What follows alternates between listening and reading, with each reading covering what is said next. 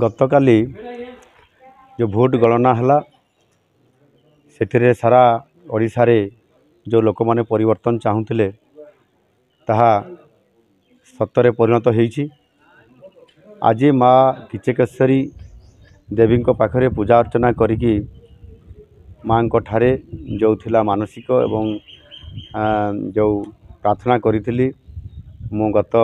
April 30 तारिख में आसिक पूजा अर्चना करी एठी गोटे बहुत बड़ मीटिंग पूजा होता मोर एवं आज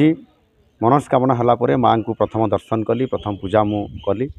बहुत खुशी लगुच माँ आशीर्वाद रे सारा मयूरभंज जिला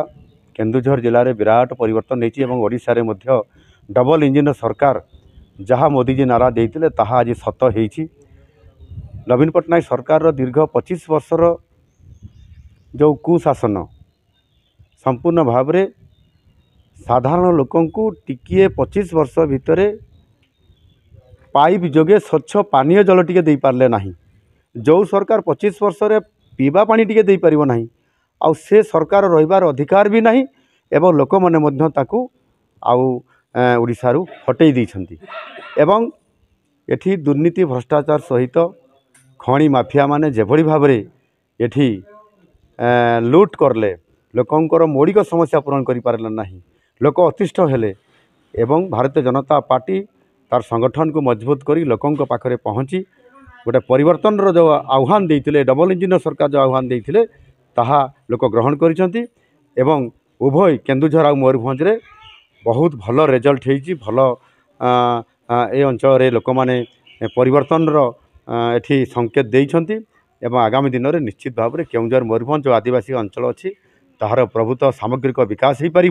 ये मोदी जी नेतृत्व में एवं भारतीय जनता पार्टी उभय डबल इंजिन जो सरकार अच्छी निश्चित भाव में बहुत भल लोक सेवा देवाई भारतीय जनता पार्टी चेष्टा करिवो एवं आमे मध्य जो मैंने मु आज चतुर्थ थर पर विधायक हेली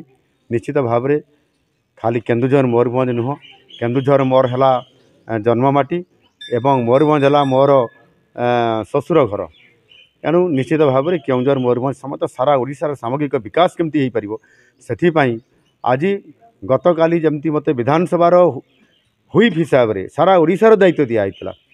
आज भी मते जेतेबेले आम सरकार हेबो मते जेतेबेले सारा ओडिशार दायित्व मिलवाई जेतेबेले मते आशीर्वाद आसीबो माँ आशीर्वाद अच्छी आ से आशीर्वाद रे खाली केन्दुझर मयूरभंज नुह सारा ओडिशार सामग्रिक विकास रे संपूर्ण भाव में निज जीवन को उत्सर्ग करी लोकंक सेवारे लोकंकर विकास करिबारे लोकंकर कल्याण काम को लोकंक पाखक पहुँचाइबारे निश्चित भाव में मु सक्षम हो पारिबी। भारतीय जनता पार्टी ता निश्चित भाव पूरण करिवो ये प्रकार माँ तारिणी सहित आज ये माँ किचकेश्वरी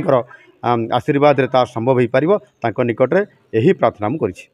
माननीय प्रधानमंत्री जेभଳି भाव में प्रत्येक आध्यात्मिक स्थली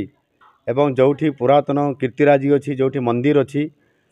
तांकर पुनरुद्धार करने सहित तांकर सौंदर्यकरण एवं आवश्यकता भित्तिभूमिर जहाँ पूरण करुछंती ताहा आमर सबुठारु ये पुरातन माँ किचकेश्वर मंदिर मध्य से भली भाव में यार संपूर्ण भाव में नवीकरण हम